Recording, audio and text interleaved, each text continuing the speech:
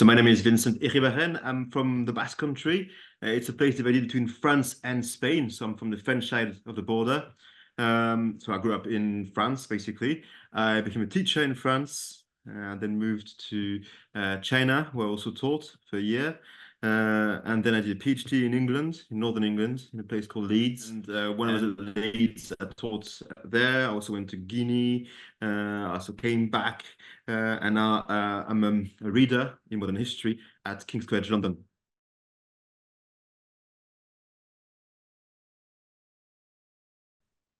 I've done a PhD on the history of Nigeria, especially on the history of the northeastern corner of Nigeria, a place better known today for being the cradle of Boko Haram. I was interested in the long history of the region of Boko Haram, basically. So not Boko Haram per se, but the long history of Borno, that's the name of the region. And the last 200 years, especially I focused on borders and space. So I tried to understand what happened to this old kingdom of Borno in the last 200 years.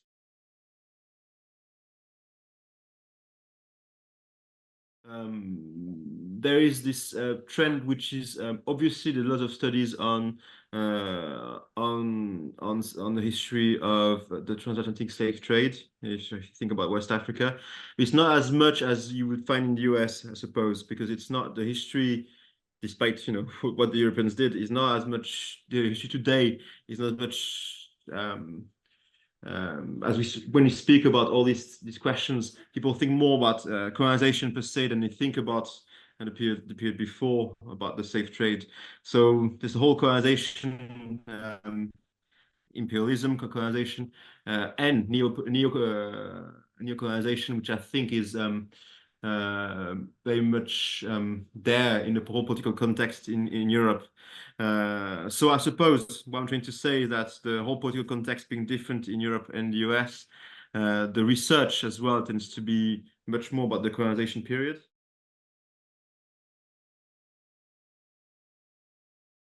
I find that historians should really think about the post-colonial period.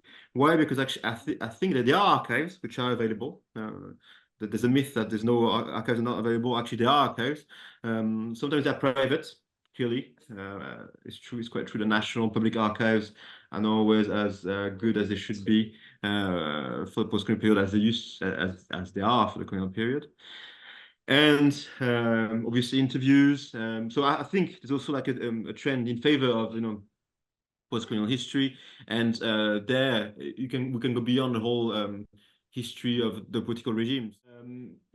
Clearly in many West African universities, you can see that the tendency is to go towards the present. Actually, more and more scholars, because they're not that well paid by the state, tend to write security reports with recommendations for NGOs, for international organizations. And there are more and more historians who write just on the last 10, 20 years, basically. And actually, that's, maybe the two of them can meet at some point. Trained historians tend to who write basically on the on the recent past. And I suppose that'd be I suppose that may be one trend as well.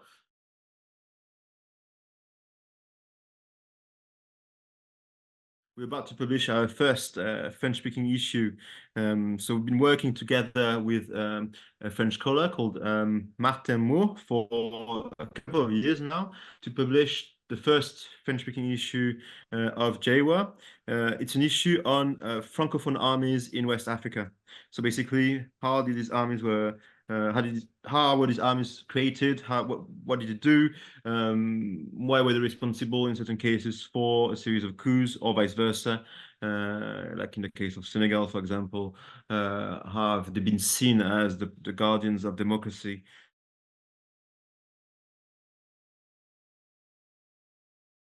I'm into sci-fi. I can read a lot of stuff. Oh yeah, you're watching I'm gonna watch Dune on Tuesday, Dune Part 2 on Tuesday. I'm reading that at the moment by Becky Chambers. Awesome. See, it's like it's got I think it's got the Hugo Award for best series. So I'm like, see, that's I'm if I really I can watch anything, even the bad ones, you know. But yes. Yeah.